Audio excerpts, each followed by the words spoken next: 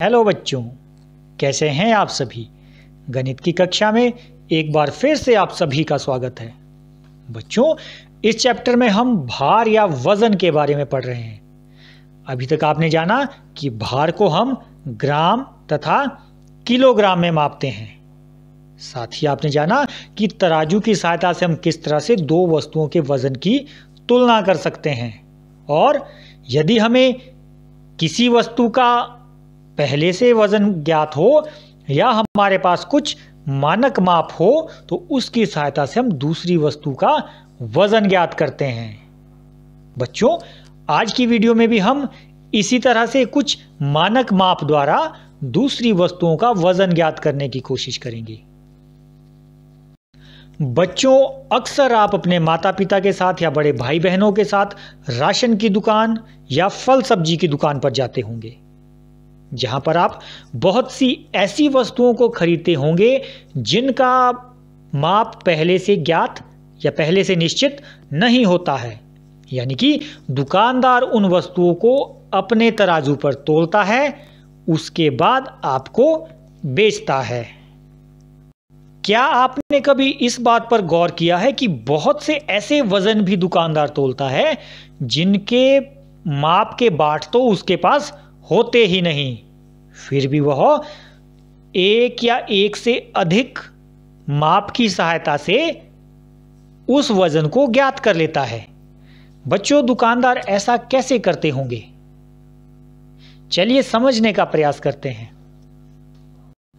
अब्दुल जलाने वाली लकड़ी को बेचता है। वह अपनी दुकान में एक समय में कम से कम 13 किलो लकड़ी को बेचता है, क्योंकि बच्चों उसके पास तोलने के लिए सिर्फ एक बड़ा सा पत्थर है जिसका वजन 13 किलोग्राम है। इसलिए यदि उसे 13 किलोग्राम से कम वजन तोलना हो तो वह नहीं तोल पाता। एक दिन उसके हाथ से पत्थर नीचे गिर गया और उस पत्थर के 3 टुकड़े हो गए। जब उसने पड़ोस की दुकान पर उन तीनों पत्थर के टुकड़ों का वजन किया तो उनमें एक टुकड़ा 2 किलोग्राम का, दूसरा टुकड़ा 5 किलोग्राम का तथा तीसरा टुकड़ा 6 किलोग्राम का निकला। अब्दुल सोचने लगा कि 5 किलोग्राम, 6 किलोग्राम तथा 2 किलोग्राम के इन पत्थरों की सहायता से वह किस तरह से लकड़ी का वजन ज्ञात कर सकता है। बच्चों, अब्दुल एक समझदार लकड़हारा था। उसने थोड़ी देर विचार किया तथा पाया कि इन पत्थरों की सहायता से तो वह 1 से लेकर 13 किलोग्राम तक के किसी भी वजन को ज्ञात कर सकता है। बच्चों, आपको क्या लगता है, क्या अब्दुल सच में 5 किलोग्राम, 6 किलोग्राम तथा 2 किलोग्राम के बाट द्वारा 1 किलोग्राम से 13 किलोग्राम तक के किसी भी वजन को ज्ञात कर सकता है? चलिए बच्चों देखते हैं। बच्चों, सबसे पहले अब्दुल 4 किलोग्राम लकड़ी तोलना चाहता है, लेकिन उसके पास तो जो माप के पत्थर है वो 5 किलोग्राम, 6 किलोग्राम और 2 किलोग्राम के हैं। तो बच्चों, आपको क्या लगता है किस तरह से अब्दुल 4 किलोग्राम लकड़ी को तोल सकता है? बच्चों, इसके लिए अब्दुल तराजू के एक पलड़े पर 6 किलोग्राम के पत्थर को रखेगा तथा तराजू के दूसरे पलड़े पर 2 किलोग्राम के पत्थर को रखेगा तथा उसके बाद तराजू के दूसरे पलड़े पर लकड़ियों को डालेगा। यानी कि बच्चों, तराजू के दूसरे पलड़े पर जब 4 किलोग्राम लकड़ियां होगी तो तराजू के दोनों पलड़े बराबर हो जाएंगे। इस तरह से अब्दुल 4 किलोग्राम लकड़ी तोल सकेगा। बच्चों, अब अब्दुल 3 किलोग्राम लकड़ी तोलना चाहता है।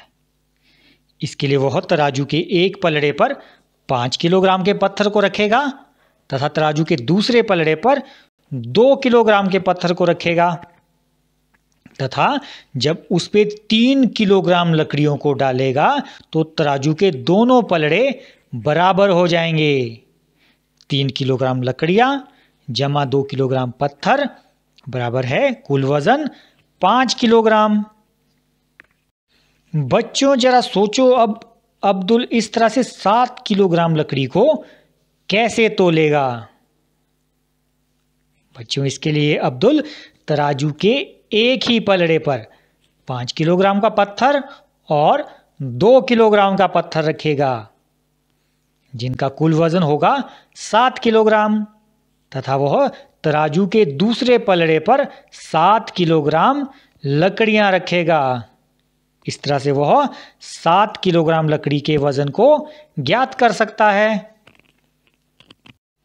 तो बच्चों देखा आपने, अब्दुल ने किस तरह से अपनी समझदारी द्वारा 2 किलोग्राम, 5 किलोग्राम तथा 6 किलोग्राम वजन के पत्थरों द्वारा लकड़ी के उस वजन को भी ज्ञात कर दिया जिसके बाट तो उसके पास थे ही नहीं। बच्चों ये तो थे कुछ भारी वजन।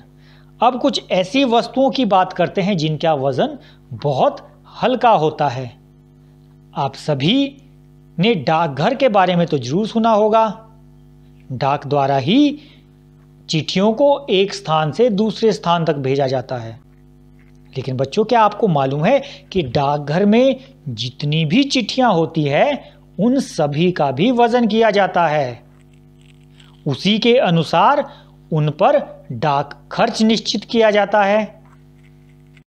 प्रत्येक डाकघर के बाहर सूचना पट पर डाक दरों संबंधित एक सूचना लगी होती है, जिसमें लिखा होता है एक पोस्ट कार्ड की दर होगी 50 पैसे, जबकि एक छपा हुआ पोस्ट कार्ड जिसकी डाक दर होगी 6 रुपये। अंतर्देशीय पत्र की डाक दर होगी 2 रुपये 50 पैसे। उसी तरह से बच्चों जो पत्र हम भेजते हैं यदि उसका वजन 20 ग्राम या उससे कम है तो उस पर डाक खर्च होगा 5 रुपये। लेकिन यदि उसका वजन 20 ग्राम से अधिक है तो प्रत्येक 20 ग्राम के लिए 2 रुपये अतिरिक्त की दर से खर्च होगा। उसी तरह से पार्सल का वजन यदि 50 ग्राम या उससे कम है तो उसके लिए 5 रुपये, लेकिन यदि 50 ग्राम से अधिक है तो प्रत्येक 50 ग्राम के लिए 3 रुपये प्रति 50 ग्राम की दर से खर्च होगा। बच्चों तालिका को देखकर क्या आप बता सकते हैं कि यदि 50 ग्राम का एक पत्र आपने भेजना है तो उसके लिए आपको कितने रुपए देने पड़ेंगे। बच्चों जैसा कि आप तालिका में देख सकते हैं कि पत्र भेजने के लिए जो दर है वो 20 ग्राम या उससे कम के लिए 5 रुपये तथा इसके अतिरिक्त प्रत्येक 20 ग्राम के लिए 2 रुपये। तो बच्चों हम 50 ग्राम को लिख सकते हैं 20 ग्राम जमा 20 ग्राम जमा 10 ग्राम। इस हिसाब से पहले 20 ग्राम के लिए हम देंगे 5 रुपये तथा दूसरे 20 ग्राम के लिए 2 रुपये तथा अगले 10 ग्राम के लिए भी 2 रुपये। इस तरह से हमें कुल रुपए देने पड़ेंगे 5 जमा 2 यानी कि 9 रुपये। तो बच्चों 50 ग्राम के पत्र को भेजने के लिए हमें 9 रुपये देने पड़ेंगे। चलिए बच्चों इसी तरह से एक और प्रश्न को देखते हैं। आकाश अपनी किताब को चेन्नई भेजना चाहता है जिसका वजन 200 ग्राम है। तो बच्चों जरा सोचो उसे 200 ग्राम की किताब को चेन्नई भेजने के लिए कितने रुपए देने होंगे। चलिए बच्चों इसे भी उसी तरह से हल करते हैं। किताब का कुल वजन है 200 ग्राम यानी कि 50 ग्राम जमा 50 ग्राम जमा 50 ग्राम जमा 50 ग्राम। तो पहले 50 ग्राम के लिए देने होंगे 5 रुपये, अगले 50 ग्राम के लिए 3 रुपये, उससे अगले 50 ग्राम के लिए 3 रुपये तथा आखिरी 50 ग्राम के लिए भी 3 रुपये, जो कि कुल होंगे 3 जमा 3 जमा 3 जमा 5 यानी कि 14 रुपये। तो बच्चों आकाश को अपनी किताब चेन्नई भेजने के लिए 14 रुपये देने पड़ेंगे।